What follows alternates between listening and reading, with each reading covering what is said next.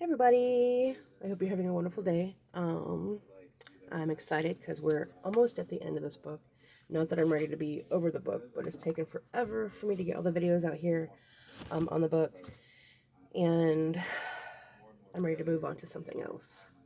I've got a few other ideas to what I want to move on to, but I do want to finish this. I've made some little irrelevant micro videos in between these videos about my guinea pig, about my journey, which I've not fully updated everybody on my journey and what's happened and where we are right now. But I might do that, I might not. I don't know. Anyhow, this is what we're reading today. Ray Comfort's Scientific Facts in the Bible. We are on part 13, I think, chapter 12. Excuse me, Evolution and the Bible. Let's get started. If you have read through this book with an open mind, you may be wondering how the theory of evolution is compatible with the Bible. The answer is that it is not. They are diametrically opposed to one another.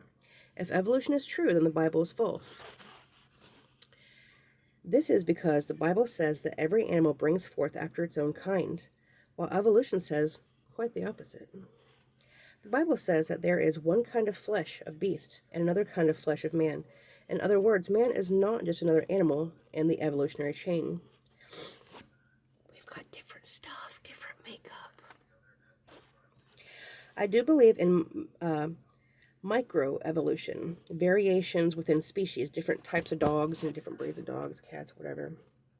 But there is no scientific evidence for macroevolution, one species evolving into another species.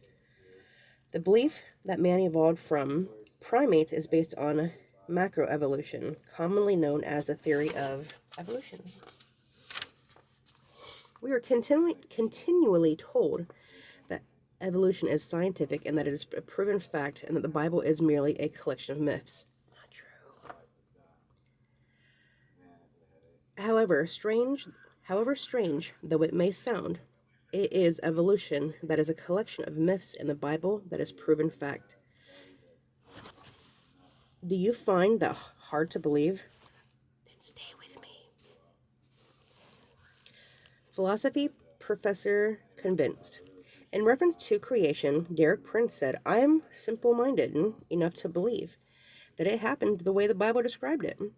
I have been a professor at Britain's largest university, Cambridge, for 9 years. I hold various degrees and academic distinctions, and I feel in many ways I am quite sophisticated intellectually, but I don't feel in any way intellectual inferior, or when I say that I believe the Bible's records of creation. Prior to believing the Bible, I have studied many other attempts to explain man's origin and found them all unsatisfying and in many cases self-contradictory. I turned to study the Bible as a professional philosopher, not as a believer, and I commented to myself, at least it can't be any sillier than some of the other things I've heard, and to my astonishment I discovered it had the answers. All right. Evolution, fact or fiction. Evolution, on the other hand, seems to supply more questions than answers. If every creature evolved with no creator, there are numerous problems for scientific evolution. Take, for instance, the first bird. Did the bird breathe? Did it breathe before it evolved lungs? How did it do this? Why did it evolve lungs if it was happily surviving without them? How did it know what it needed? How did it know what it needed to be evolved if its brain hadn't evolved yet? Did the bird have a mouth? Did it eat before it had evolved a mouth? Where did the mouth send the food before the stomach evolved? How did the bird have energy if it didn't eat? Because it didn't yet have a mouth. How did the bird see what there was to eat before its eyes evolved? Evolution is intellectual suicide. It is an embarrassment. Professor Louis Baunour, Director of Research, National Center of Scientific Research, so rightly stated, evolution is a fairy tale for grown-ups. This theory has helped nothing in the progress of science. It is useless. Michael Rouse, in his book Darwin's Theory, An Exercise in Science, says, an increasing number of scientists, most particularly a growing number of evolutionists argue that Darwinian evolutionary theory is no genuine scientific theory at all. Many of the critics have the highest intellectual credentials. Dr. T.N. Temasian, Temasian of the Atomic Energy Commission said scientists who go about teaching that evolution is fact of life are great conmen, and the story that they are telling may be the greatest hoax ever.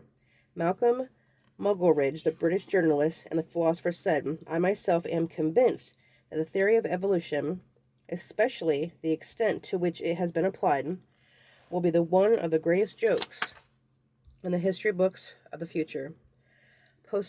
Posterity will marvel that so flimsy and dubious an hypothesis could be accepted with the incredible credulity,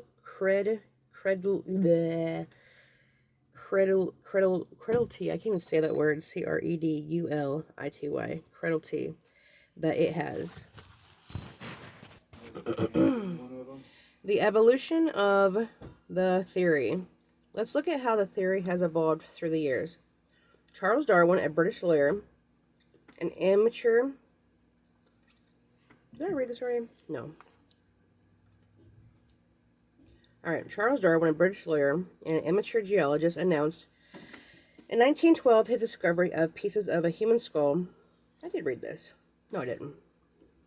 Sorry. Alright. Announced in 1912 his discovery of pieces of a human skull and an ape-like jaw in a gravel pit near the town of Piltdown, England.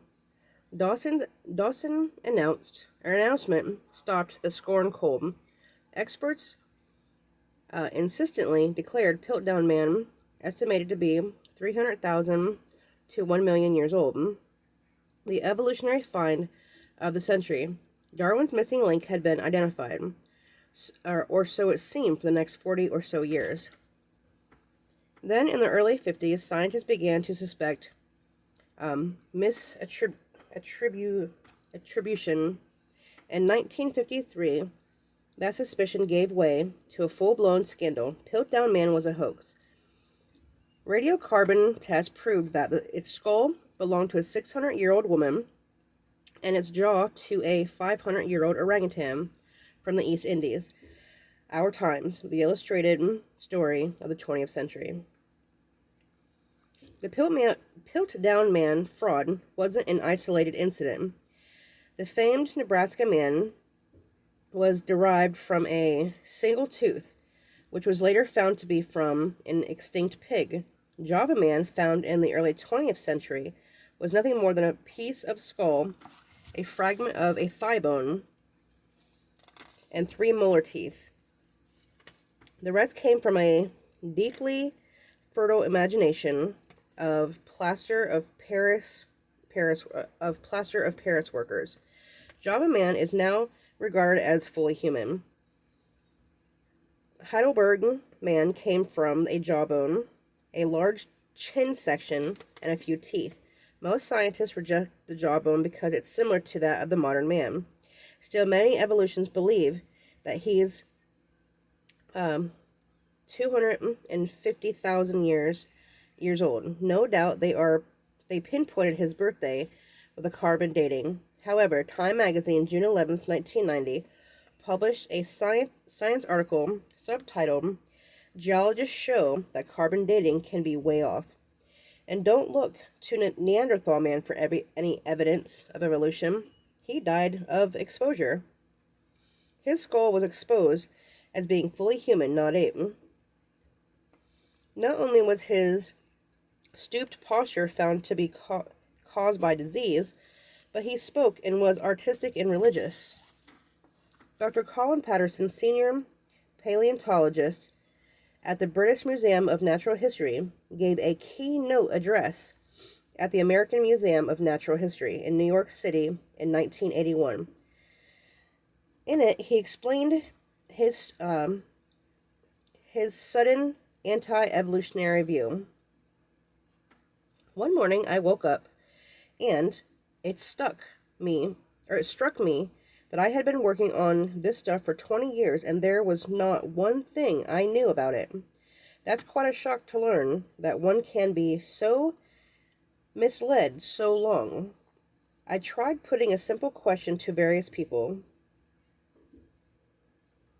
Can you tell me anything you know about evolution? Any one thing that is true. I tried that question on geology staff at the Field Museum of Natural History, and the only answer I got was silence. I tried it on the members of the Evolutionary Morphology Seminar in the University of Chicago, a very prestigious body of evolutionists, and all I got there was silence for a long time. And eventually one person said, I do know one thing. I ought not be, I, it ought not to be taught in high school. The religion of evolution. If there is no evidence for evolution, why is the theory promoted so vehemently? Sir Arthur Keith, who wrote the foreword to The Origin of Species, 100th edition, admitted, evolution is unproved and unprovable.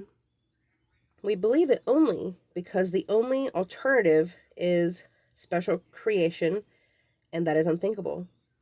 H.S. Lipton, professor of physics, University of Manchester, UK, said, in fact, evolution became, in a sense, a scientific religion. Almost all scientists have accepted it, and many are prepared to bend their observations to fit in with it. Professor Lipson is right. Evolution is a religion. Let's look at how people became believers. Someone shared his faith in evolution with an unbeliever, who in time came to believe in the theory. He didn't have to turn from sin. He merely had to give up his belief in biblical creation. We may marvel at the Mormons for their simplistic belief in Joseph Smith missing golden tablets, but the evolutionist is just as gullible. He believes without a shred of evidence. His beliefs aren't in missing gold tablets, but in the missing link. No one has the missing link, but the evolutionist is convinced that it is there, somewhere, even after all these years. Rejection of the Bible's account of creation, as given in the book of Genesis, could rightly be called genocide, because it eradicates man's purpose of existence and left a whole generation with no certainty as to its beginning. Consequently, theories and tales of our origin have crept like primeval slime from the minds of those who don't know God. This intellectual genocide has given the godless a temporary license to labor to the extremes of their imaginations, giving birth to painful conjecture of human beings. They speak in speculation, the uncertain language of those who drift aimlessly across the endless seas of secular philosophy. The scriptures, on the other hand, delay only with truth and certainty. They talk of fact, reality, and purpose for man's existence. The darkness of the raging sea of futility retreats where the lighthouse of Genesis begins. Never-changing Bible, ever-changing science. According to an NBC News report in August 1999, there was a remarkable discovery in Australia.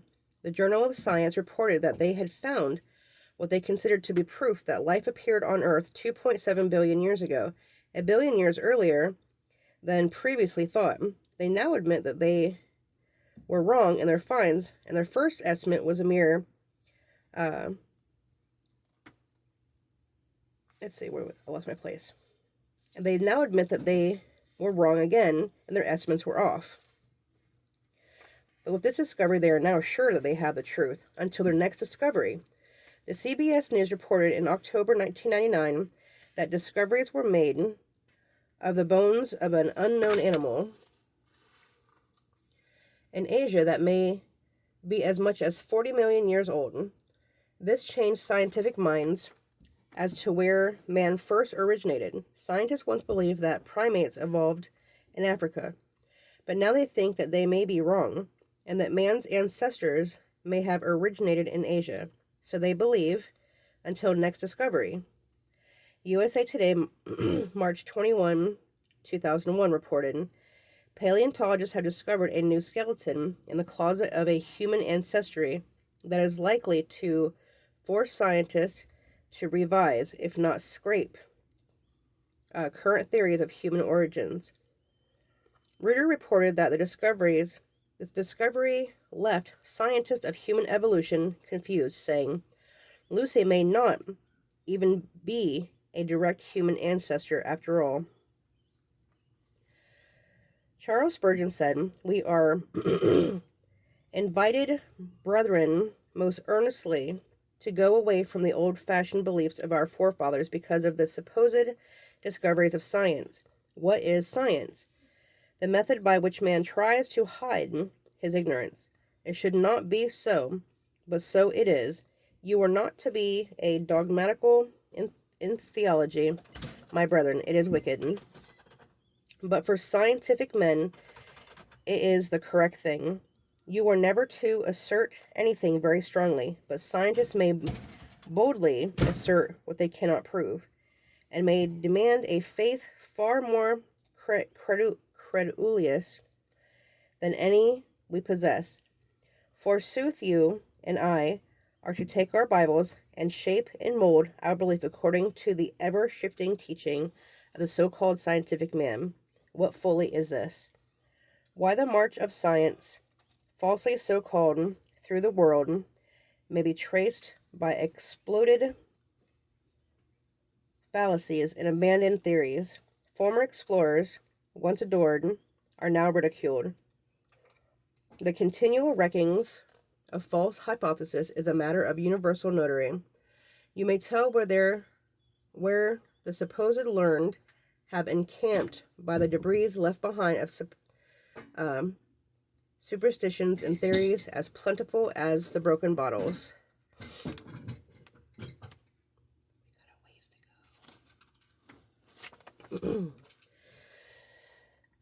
The Big Bang and Genesis. Try to think of an explosion that has produced order. Does a terrorist bomb create harmony? Big bangs cause chaos. How could a Big Bang produce a rose, apple trees, fish, sunsets, the seasons, hummingbirds, polar bears, thousands of birds and animals, each with its own eyes, nose, and mouth? Try this interesting experiment. Empty your garage of every piece of metal, wood, paint, rubber, and plastic. Make sure there is nothing there, nothing. And then wait for 10 years and see if a Mercedes evolves. Try it. If it doesn't appear, leave it for 20 years. Then if that doesn't work, try it for 100 years. Then try leaving it for 10,000 years. Admittedly, it is pretty hard to believe that it could appear. However, here's what will produce the necessary blind faith to make the evolutionary process believable. Leave it for 250 million years. Missing link, still missing. Did dinos soar? Imagination certainly took flight over Archaeoraptor,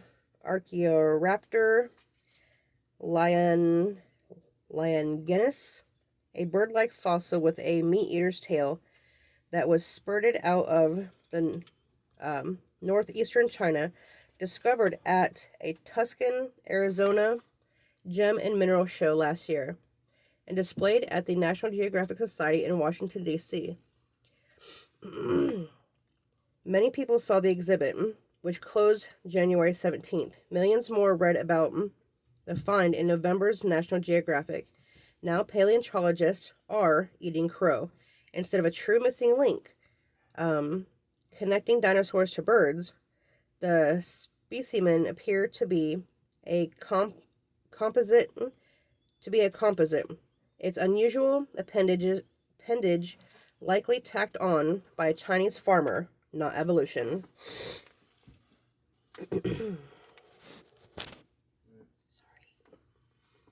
Archaeoraptor is hardly the first missing link to the snap under scrutiny. In 1912, fossil remains of an ancient hominid were found in England's Piltdown Tories and quickly dubbed man's ape-like ancestor. It took decades to reveal the hoax. U.S. News and World Report, February 14th, 2000. Darwin admitted that millions of missing links, transitional life forms, would have to be discovered in the fossil records to prove the accuracy of his theory that all species had gradually evolved by chance, mutations into new species. Unfortunately for his theory, despite hundreds of millions of spent on searching for fossils worldwide for more than a century, the scientists have failed to locate single missing links out of the millions that must exist if their theory of evolution is to be vindicated. From Grant R. Jeffrey, The Signature of God. There are gaps in fossil graveyard, places where there should be intermediate forms, but where there is nothing whatsoever instead. No paleontologist denies that this is so. It is simply a fact. Darwin's theory and the fossil record are in conflict. David Berlinski. Time magazine reported scientists concede that their most cherished theories are based on embarrassingly few fossil fragments and that huge gaps exist in the fossil records. November 7th, 1977, G.K. Chesterton rightly stated, the evolutionists seem to know everything about the missing link except for the fact that it is missing. Carbon dating in the fossil record. At least 6 different radiometric dating methods are available. The assumed age of the sample will dictate which dating method is used because each will give a different result. For example, when dinosaur bones containing carbon are found, they are not carbon dated because the result would be only a few thousand years. Because this would not match the assumed age based on the geologic column, scientists use another method of dating to give an age closer to the desired result. All radiometric results that do not match the pre-assigned ages of the geologic column are discarded. Dr. Kent Hovind. Shells from living snails were carbon dated as being 27,000 years old. Science Magazine, Volume 224, 1984. Ronald R. West, Ph.D., said, contrary to what most scientists write, the fossil record does not support the Darwinian theory of evolution because it is this theory. There are several which we use to interpret the fossil record. By doing so, we are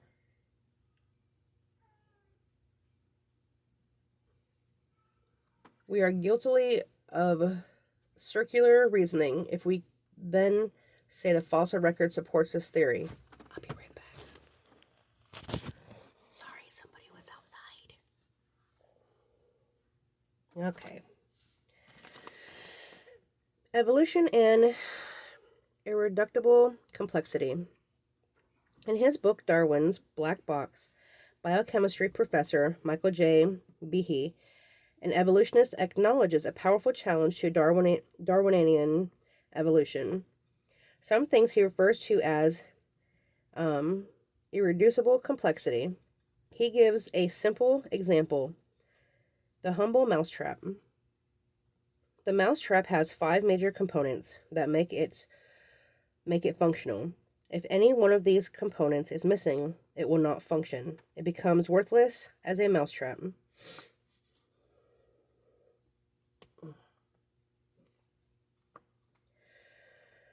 Charles Darwin admitted, if it could be demonstrated that the complex organ existed, which could not possibly have been formed by numerous successive slight modifications, my theory would absolutely break it down. From the Origins of Species. If we just take the human eye, one small part of an incredibly complex creation, we will see this same principle of irreducible complexity. The eye cannot be reduced to anything less than what it is. It has thousands of co-equal functions to make it work. If we take away just one of those functions, the rest of the eye is worthless as an eye. How then did the eye evolve when all functions had to be present at once to give it any worth at all?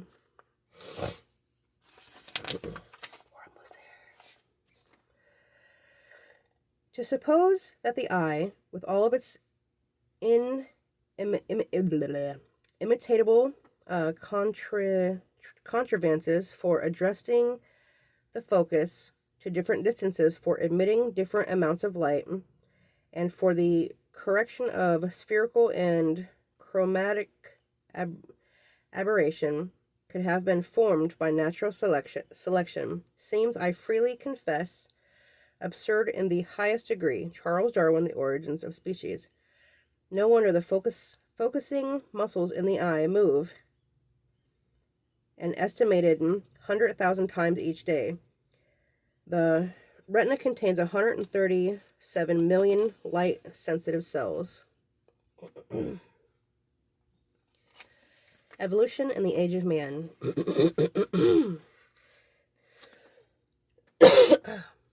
The evolutionary scientists who believe that man existed for over 1 million years have an almost insurmountable problems.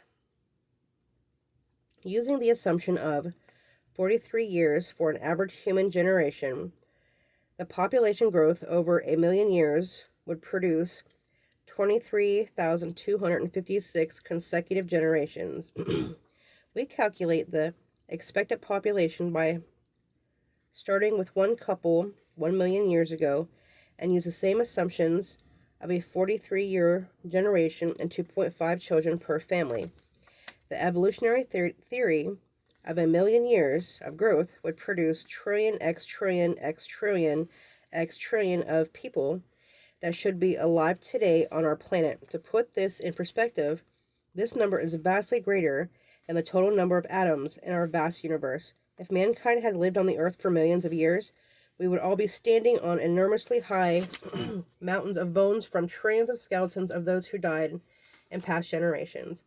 However, despite the tremendous archaeological and scientific investigation in the last 2 centuries, the scientists have not found a fraction of the trillion of skeletons predicted by the theory of evolutionary scientist Grant R. Jeffries, the signature of God. The Bible and blood. Platelets play an important role in preventing the loss of blood by beginning a chain reaction that results in blood clotting. As blood begins to flow from a cut or scratch, platelets respond to help the blood clot and to stop the bleeding after a short time. Platelets promote the clotting process by clumping together and forming a plug at the site of the wound and then releasing proteins called clotting factors.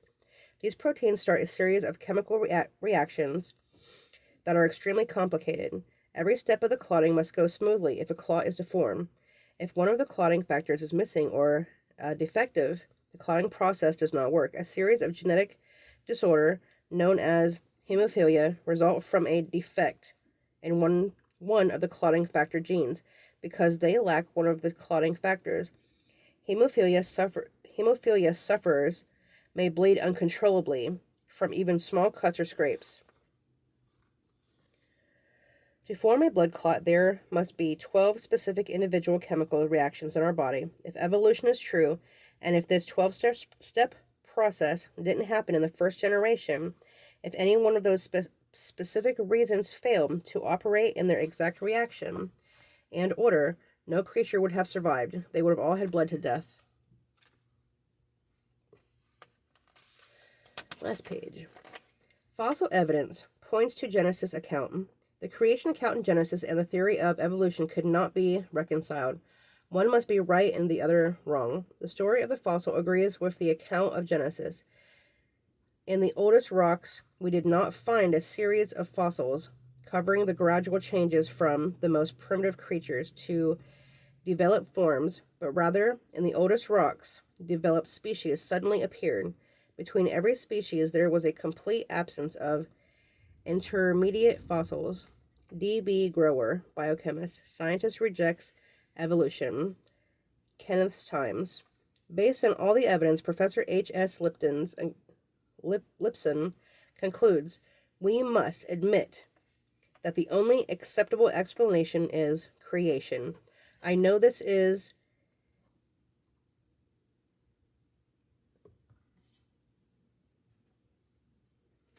an anathema to physics, so indeed it is to me.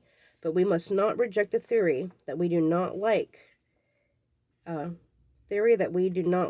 the experimental evidence supports it. And we're done. On to the next chapter.